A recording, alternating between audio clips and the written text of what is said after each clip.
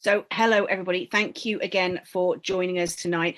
Tonight is what we're on session 6. And after talking to everybody over the last few weeks, it was very clear that I think we all knew we needed to be talking about this topic, emotional eating.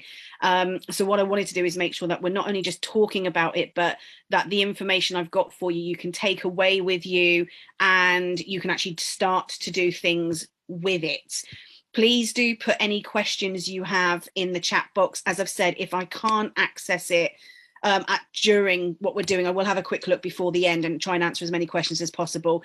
And I save all of the comments as well. So if I can't answer everything today, I will answer them hopefully for tomorrow. That's nice and simple. So get yourselves comfy. If you've got a pen and paper, great. Feel free to take notes if you're that organized. And if not, do not worry. I will be uploading this video tomorrow into the group. So let us get started. As you know, we're going to talk about emotional eating. Now, the first thing I want to say with regards to emotional eating itself has not yet been placed within the bracket of eating disorders, unlike binge eating disorder, which is now an official psychological eating disorder, along with anorexia and nervosa. Okay, so emotional eating itself is not currently an eating disorder, but it is definitely a very dysfunctional relationship with food that can and does lead to a lot of mental health and mental well-being issues, which is why it's such an important topic to cover, and also for you guys to be able to manage if you can moving forward. But it's important really for us to start with ultimately what it is, because it's a term that gets used a lot, and it's a term that we throw around at ourselves an awful lot. You know, I'm an emotional eater, as if that's the justification or if that explains why we're eating. But I think what we really need to understand is what lies behind that label, and so we've got a better understanding of what we actually need to change. So ultimately, it is about when we are either consciously or unconsciously connecting to the feelings that we have with regards to food. So it's about thinking about why we eat rather than just what we are eating. And emotional eating, it occurs when we are trying to soothe or suppress ourselves. And it's usually when we are trying to soothe the negative emotions, such as, you know, I'll put them here: isolation, anger, boredom, or stress. But it is also possible to emotionally eat in relation to some of the more positive emotions that we experience, such as when we feel happy, when we want to reward ourselves as well. That is also classified as emotional eating. But most emotional eating is connected to the negative side of the emotions. And often we're looking for comfort, and emotional eating is trying to feed the comfort, not the physical hunger. And so we could have a really full stomach and still feel the need for food because we're still feeling discomfort from usually some form of care and nurture. And sadly, the most common foods that we tend to crave when we're emotionally eating are those that tend to be highly processed foods. So the foods, as we know, that are worse for us. So the biscuits, the crisps, the chocolate, etc., etc. And the reason that we crave these foods is because they're scientifically engineered to hit our pleasure receptors. It's the marketing world making us fat. That's as simple as that is. Because what happens is, through science, they identified that what really triggers our pleasure receptors, and they created foods that align directly to that. And it's not about hitting them slowly, it hits them quickly. So then we become almost addicted and obsessed with that food, and we want more and more and more and more. So then what happens, obviously, we buy more food, we eat more food, that leads to the weight gain, that then leads to that uncontrollable eating habit that we end up having, and that is the process that affects our overall health and well-being. The problem that we've got is normally, so you eat a little bit of extra food. Should that really matter? Does that really matter? But actually what we've got a situation of is that it creates this emotional well-being or emotional eating well-being cycle that then affects us. So we have something that makes us feel a certain way, some form of trigger that makes us feel a certain way. And then what that leads to is that urge to eat more food. And then we eat that more food, whatever that might be. That might be the cakes, it might be the biscuits, it might be the crisps, it could be the chocolate, the ice cream, whatever your choice might be. But through that process, you end up eating more than you actually need to.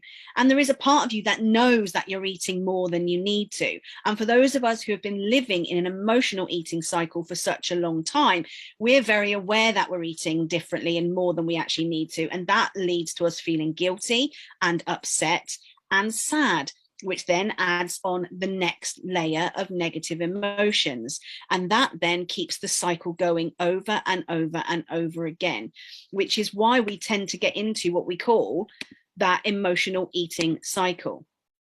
Now, the sad thing is what we do is we end up blaming ourselves for this situation.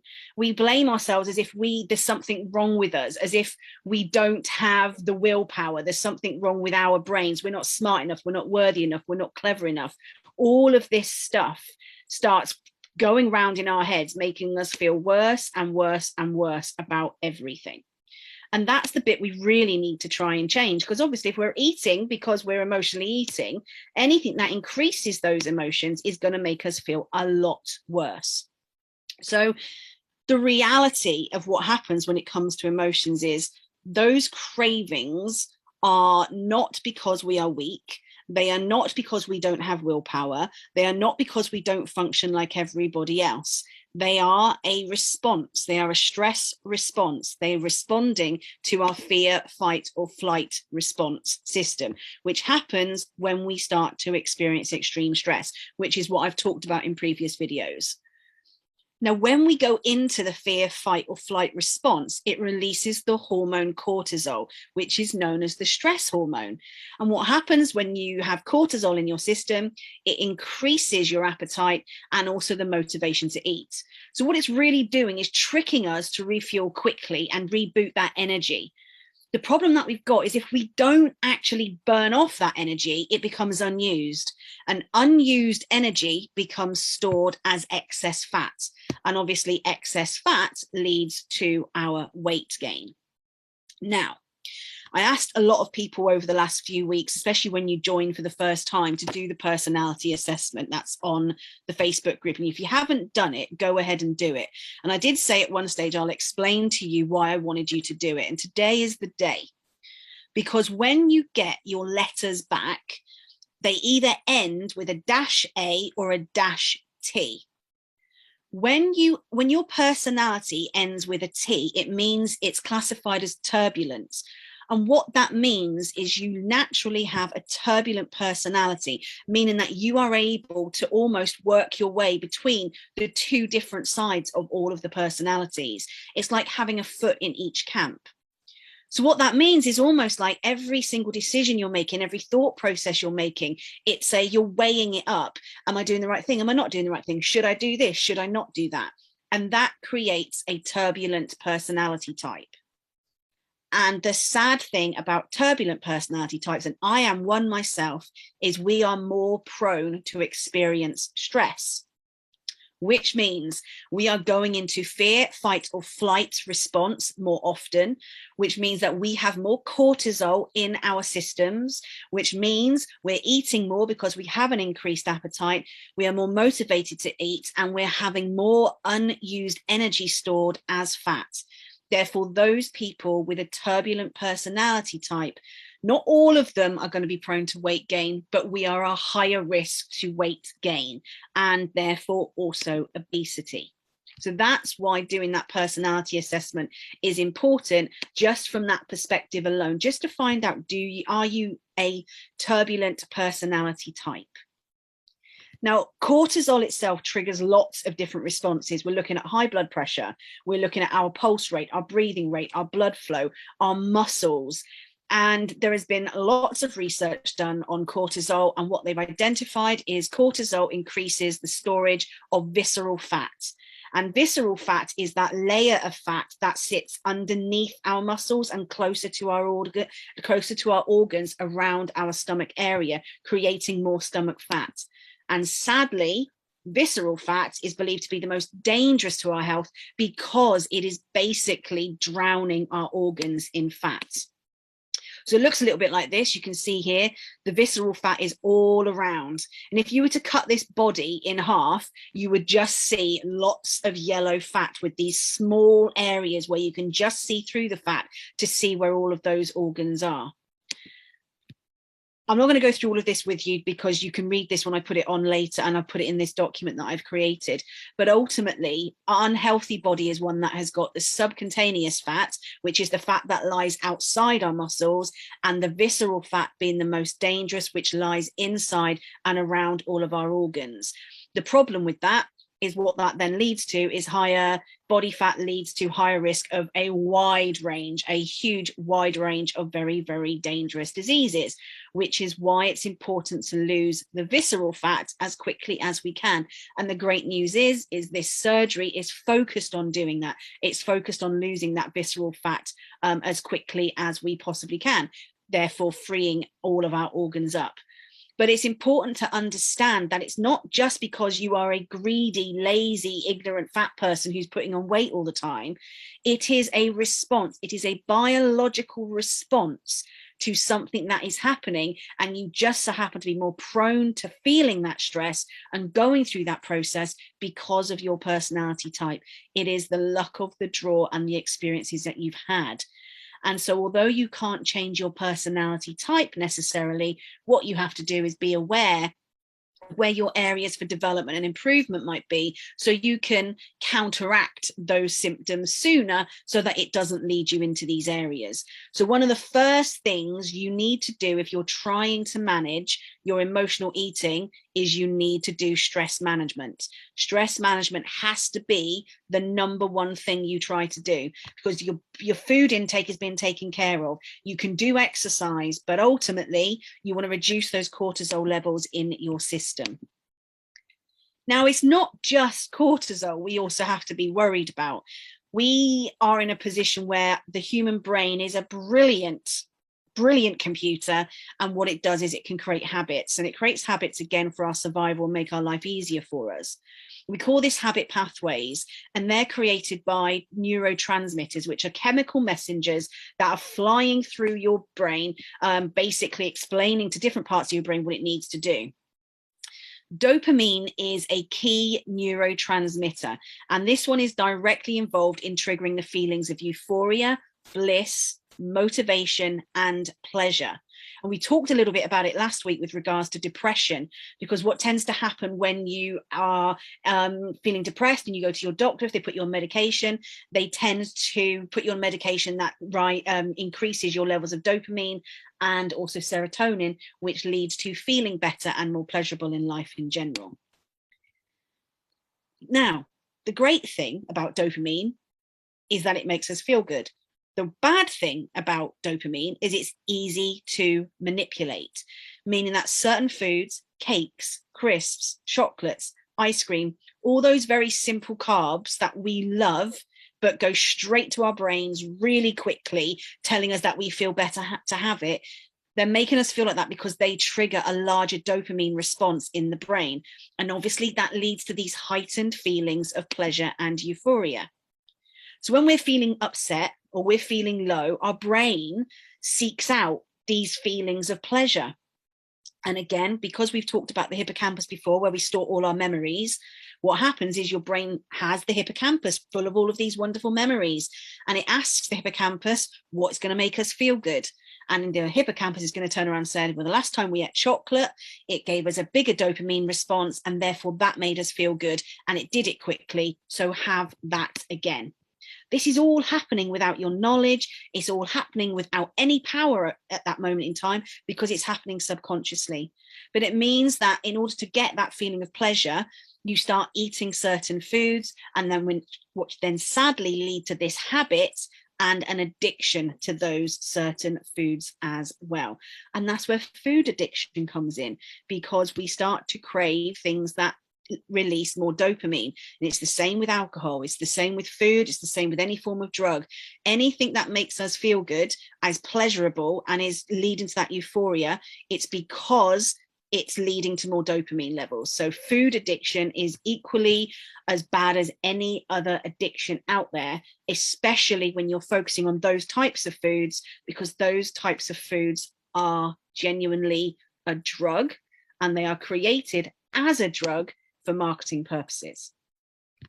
So as we repeat all of these behaviors over time, we turn to all of these foods when we're feeling upset, distressed, stressed, what then happens is we have an automatic behavior that is controlled subconsciously, and we have very little control over it, which means that when we're trying to learn new habits and learn new ways of managing our emotions, it is difficult to do because we're having to go against our entire history of food, our entire history of stress management, our entire history of coping mechanisms.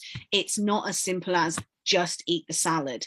If it was, life would be wonderful, but it isn't. It really is about consciously changing an entire way that the brain is functioning. It's about changing the direction of those chemical messengers through different approaches.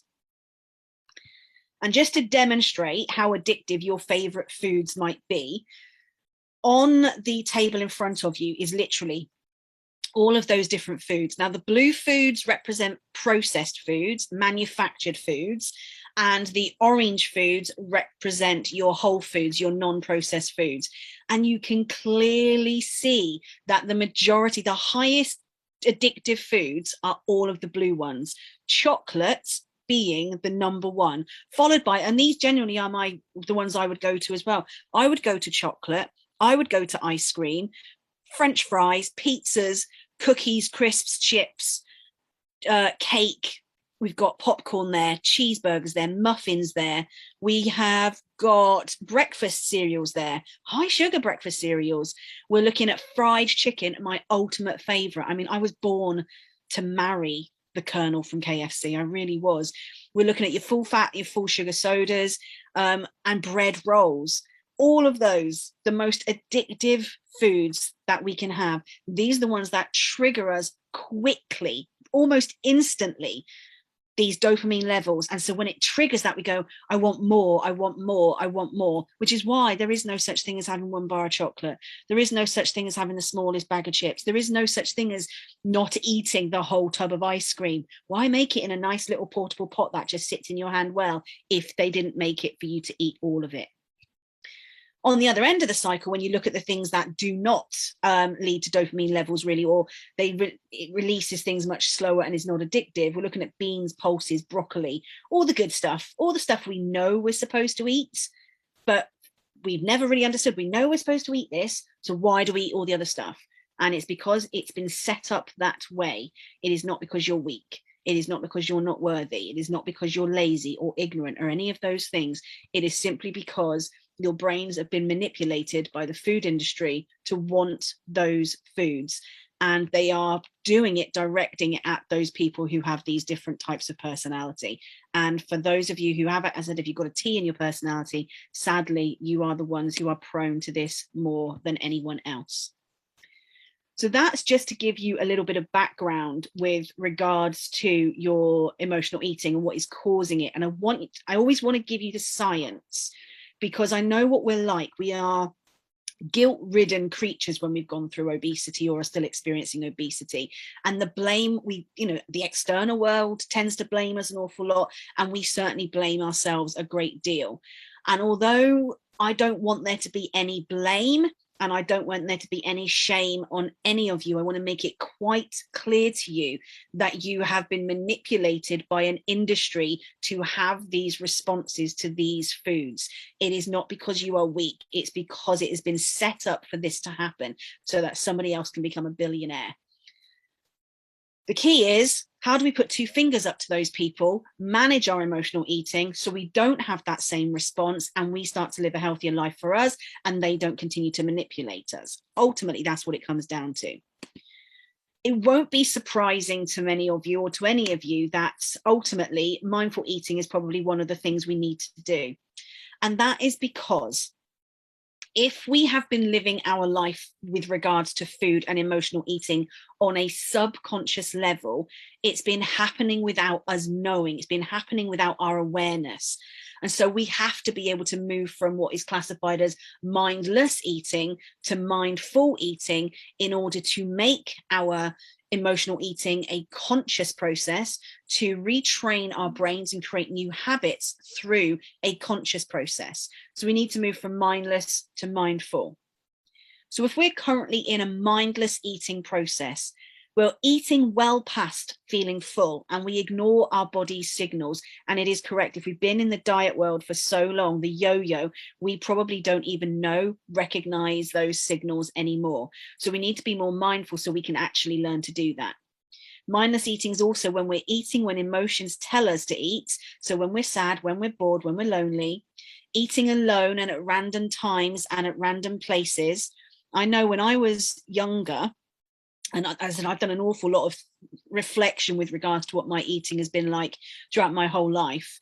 And I remember when I was stressed, I would come home from school and my mum and dad would still be at work. This is when I was a teenager. My mum and dad would still be at work. My sister was always out playing with her friends. So I'd have the house to myself. And the first thing I would do is I would go and make, and this is disgusting, it makes me feel sick now. I would go and make myself a bowl of icing sugar. And I would eat that on my own, and I would clean all of those dishes up before anybody knew, because I knew it wasn't right and I knew I felt ashamed of it. It's about, mindless eating is about eating foods that are emotionally comforting. So have a think about those foods that you go to when you are feeling really low. It's either foods that remind you of home and home cooked, or where your safe spaces were, or it's those foods that trigger our dopamine levels. Mindless eating also means eating and multitasking. Now, I know personally I'm terrible for this. Eating, watching TV, eating while still working, eating whilst playing on my phone. I keep telling myself all the time I need to get back to just eating at a dinner table with a knife and fork and just mindfully having that moment with my food. And mindless eating is also, it's considering a meal as an end product rather than it's a survival system, and it's about filling us up in order to be able to survive and have some form of sustainment in the day-to-day of everything. So we've got to move towards mindful eating. So that means listening to your body and stopping when it's full. And this is why going through the bariatric process is so good, because that's what it does. It teaches us to be able to read our signals again. And yet the restriction is tough in the beginning, but as soon as we learn what restriction is, no matter if we can start having a little bit more and a little bit more, we'll always be aware of what restriction is, which means we're naturally learning to understand our body and when our stop signals are.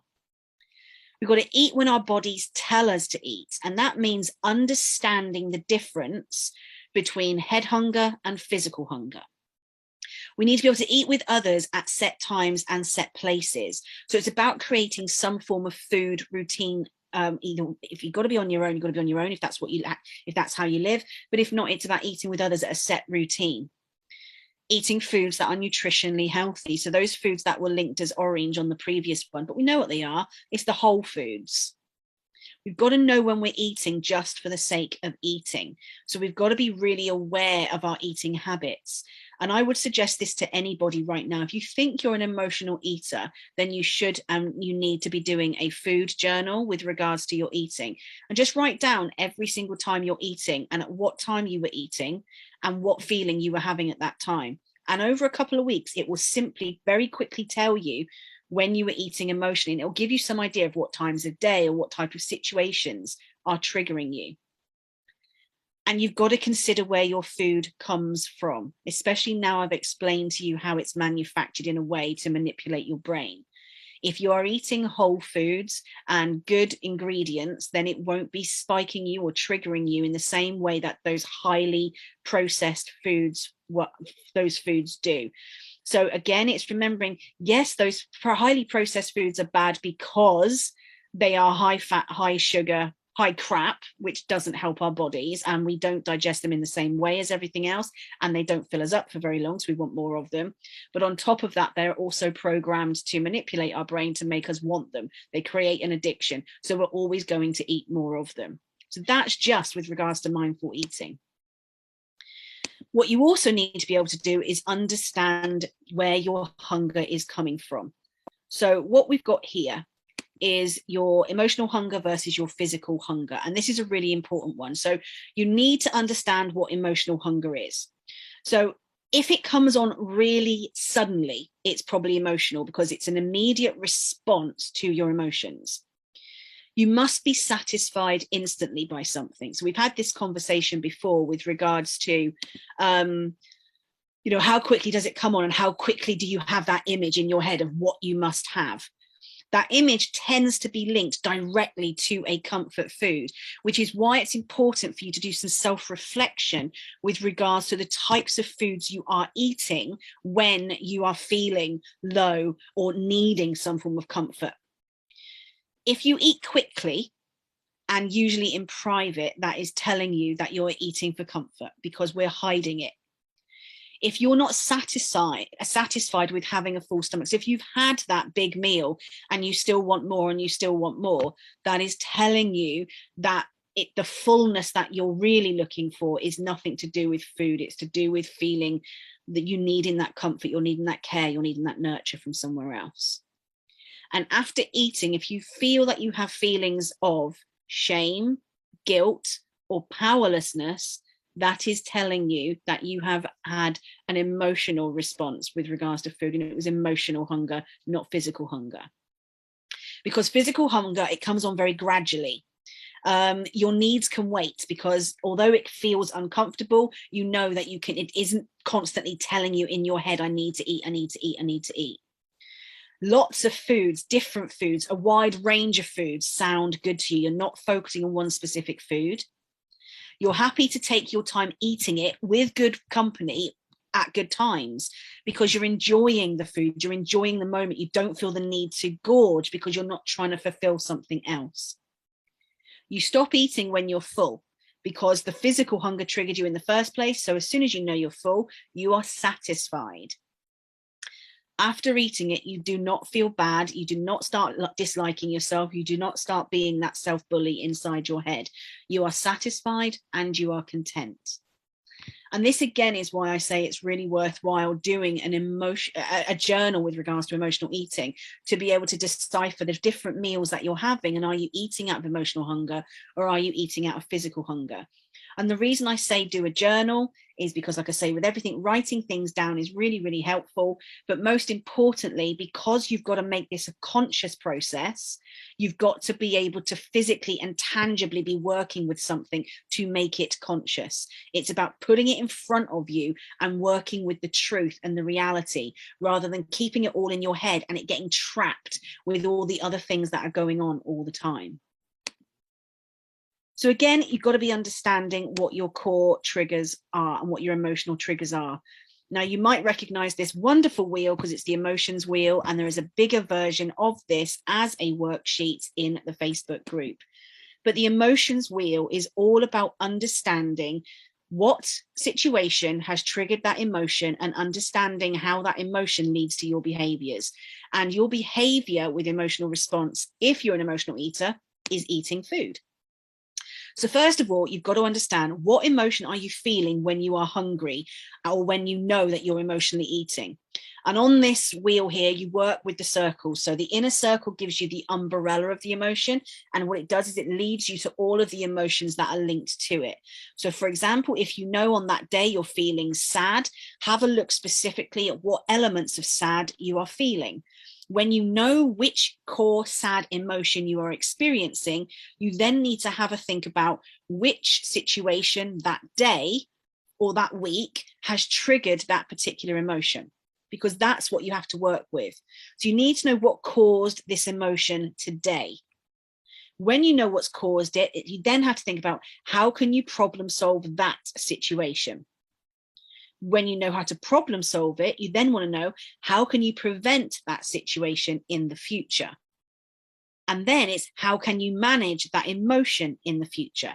Because what you need to be able to do is problem solve the life situations and the life events that are triggering those emotions that lead to dysfunctional behaviors such as food. But what you also then need to do is be really aware of the emotions you're experiencing and that they lead to that, and that they lead to that moment with food, and learn to cope and manage with that emotion in a different way. And that's where self-care comes in. So when I was doing this, and I did this an awful lot with lots of different things, and it made me start to look at my history as to why do I feed? And I look at it as, why do I feed like I'm in a zoo? Why do I feed when I'm happy? And when do I feed when I'm sad, and all the other emotions? And what I realized is one of the big ones for me, especially with, I say an awful lot of it, my end on a Friday, I must end my week with some kind of reward. And when I did all of my food stuff, it took me back to when I was a child. Both my parents had to work full time. So every morning we were dropped off at a friend's house whose mum stayed at home all day. So she would take us to school and she would pick us up after school. And then my mum would come and pick us up from her house when she was on her way home from work. Now, my mum, bless her, she struggled with guilt of doing this every single day. So every single day, to alleviate her guilt, and she never had much money. So what she would do is she would buy sweets for me and my sister and the children of the lady who picked us up from school. And that was her way of saying every single day, I'm really sorry I wasn't here, but I really love you, so have this nice stuff. So what then happens in my brain is my brain holds on to this memory of love equates to sugar. End of a busy day equates to sugar. When your mum or when your loved ones aren't around and you're feeling lonely, it equates to sugar. So automatically what then starts to happen is in the future, as I grow up, that's what happens. When I've had a busy day at work, I have sugar, and I do bags of Maltesers. I mean, the fact I don't look like a Malteser is a pure miracle. But then it's about when I'm lonely, I eat. And it is true, the second I'm in my house on my own, I am looking through all of those cupboards because I'm trying to fulfill that childhood need again. And that's what it really was for me. It's that childhood need of probably wanting my mum, wanting to be cared for, really happy that my mum is home, understanding that at the end of the day, you get nice things. And that's one of the many things that I have learned about myself by doing this emotions wheel. My other one is that I had lots of food issues when I was younger because I had so many intolerances. That leads to being fearful about food. So when I find a food that I know I can have, I do. It stays in my head as it's a survival food for me. And then that's what I start to crave.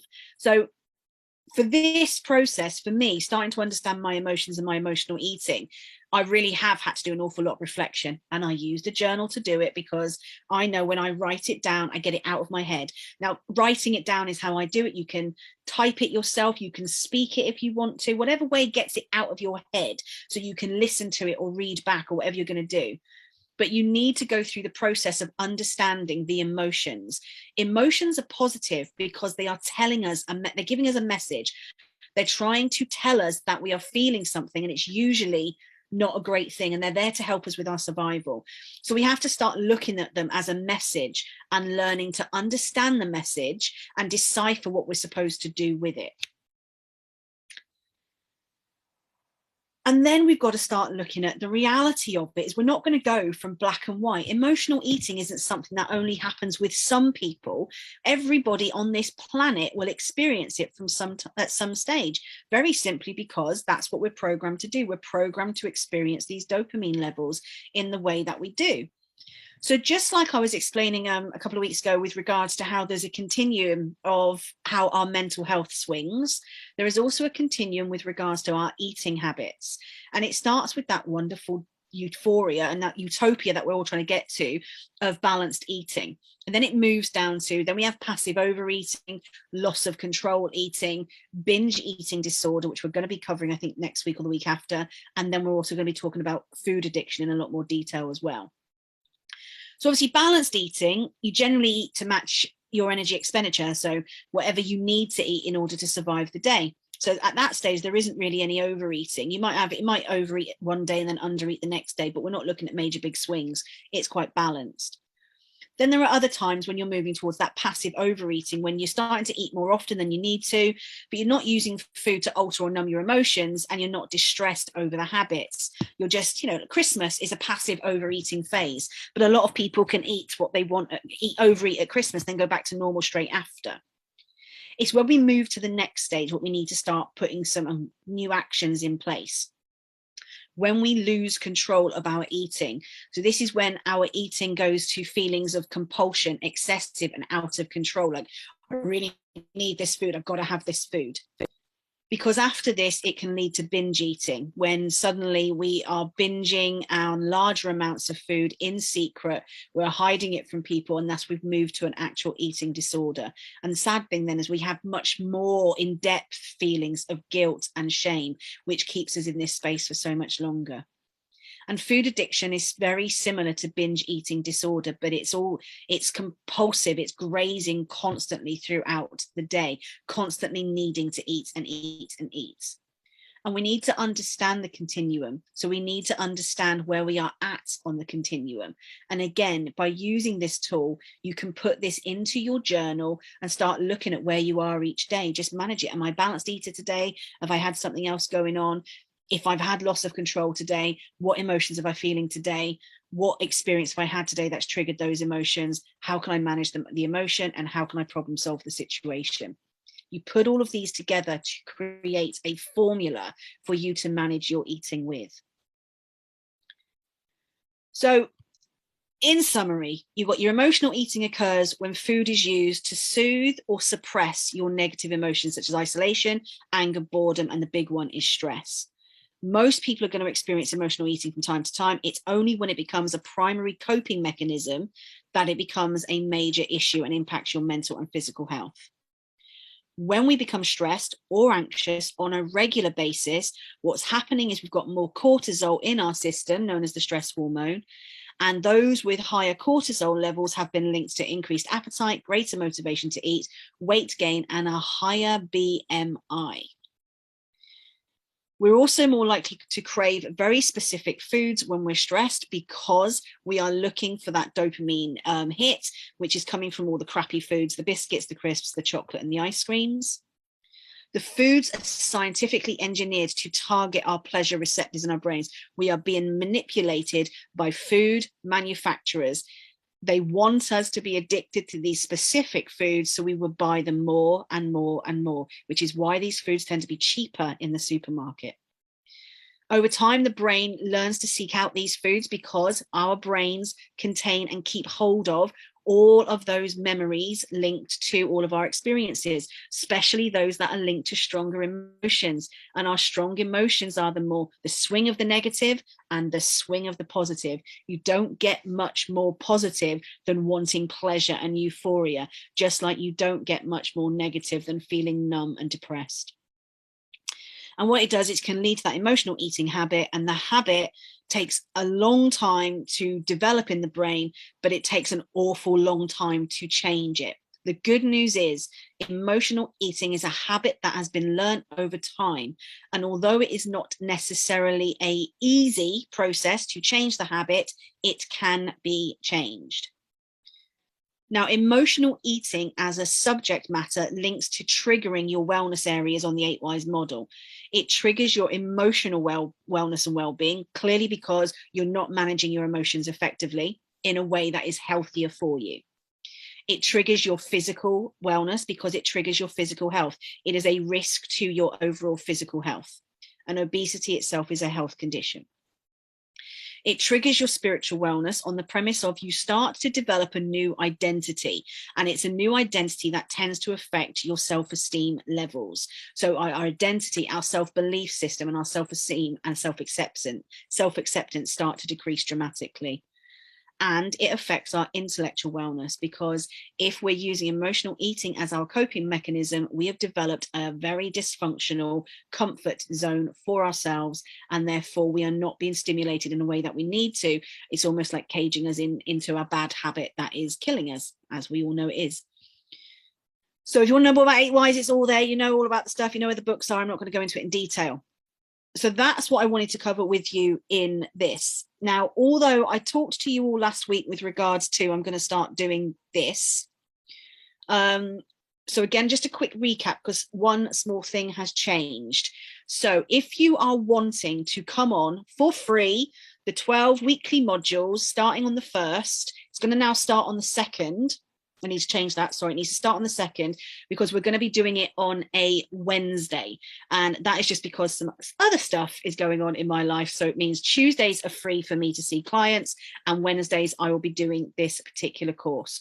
So if you are wanting to do it, I'm looking for 10 people who are going to be available on Wednesday nights to do the live group. It's starting on the 2nd. You need to go to commit to all the modules. You need to go to buy the book and the journal, which is going to cost about 20 quid. You're going to be able to provide a video testimony at the end of it, and you're going to be able to provide online reviews. If you know you can do all of that, I know some of you have sent me 3 messages already, but what I'm saying now is if you know you can definitely do all of that, then send through your messages, and I'm going to go as quickly as I can. As the first 10 people that get through to me literally within the next 2 days, I'm going to put you on the course. For those of you who can't make that, or for those of you who would really love to do it and do it in a few weeks or a few months time, etc., I'm going to be putting some other stuff out there for free, so people who can't come on this can still get some really good access to some extra resource as well. But the requirements will still be the same. It's mainly so I can gather all of this information. Now, if you can't do the live group, but you would really like to be able to do the same course, then it will be delivered via video. So what will happen is, the Facebook group live, I will record the video from there, and I will share that video in the online group so that they've got access to it as well. But that will all be happening on Wednesdays. And again, the same commitment. So it's all going to be starting from the 2nd. Again, I'm looking for 20 people. I can fit 20 people onto the video course. So if you're wanting to do the live course, but you don't get through to the top 10, let me know if you're happy to do either. And then I will still, if there's numbers available on the online, I'll put you through to the online. Feel free to message me directly if you have any questions about this whatsoever. We're looking at, as I said, I want to offer it to UK and international members. And I'll be very honest with regards to the online course, because I do have so many lovely, lovely members from America and from Canada who can't get onto the 8 o'clock groups. If those people are coming through saying they want in the online, I am going to give them a bit more of a priority, because I appreciate time zones isn't favorable for them as it is with the UK guys. But that's just me saying that. At the end of the day, if nobody from America wants to come on it, then it's open fully for 20 people from the UK. Nice and simple. And that, my lovelies, is the end of that session. So I am just going to stop recording now.